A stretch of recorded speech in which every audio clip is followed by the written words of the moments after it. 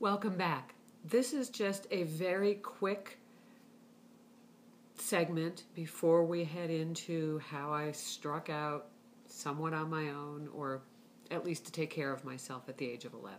I know that's what some of you are waiting for.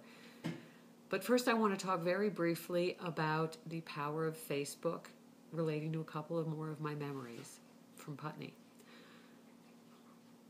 When we lived in Putney, my dad had a very good friend named Dick Merrifield and his wife Lenny, and they had 3 children. Afton, Brander, I believe, was the boy, and Sienna. Now, one of the things that I remember from that family is that Lenny had this amazing bread recipe for a bread called democrati.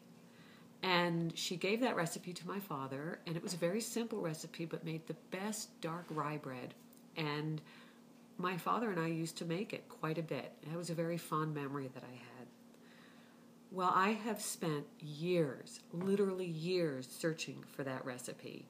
I imagined I'd be able to find it on the internet. Everything else is there, but no matter how I searched for it, I could not find that recipe.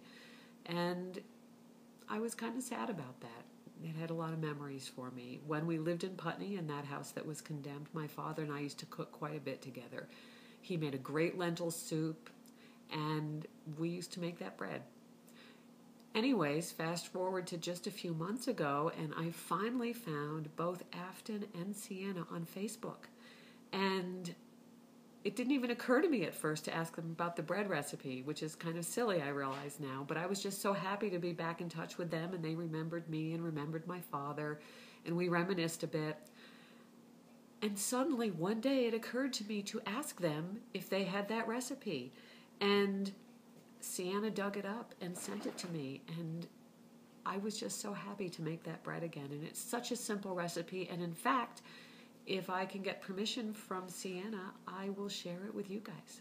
So that's one of those memories.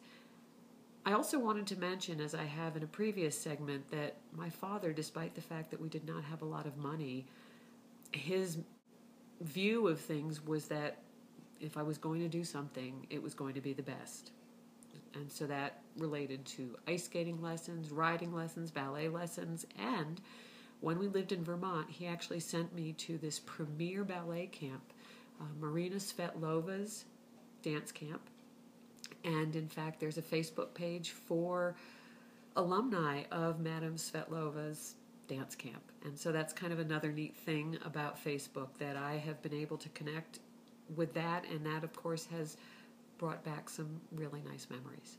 So as much as people think of Facebook as a time waster, and as much as I often write railing against Facebook and their privacy policies, on a personal level, I'm happy to be reconnected with a lot of you and a lot of my memories. Okay, as I promised, this was going to be short, and the next segment will be me finding my own way at the age of 11.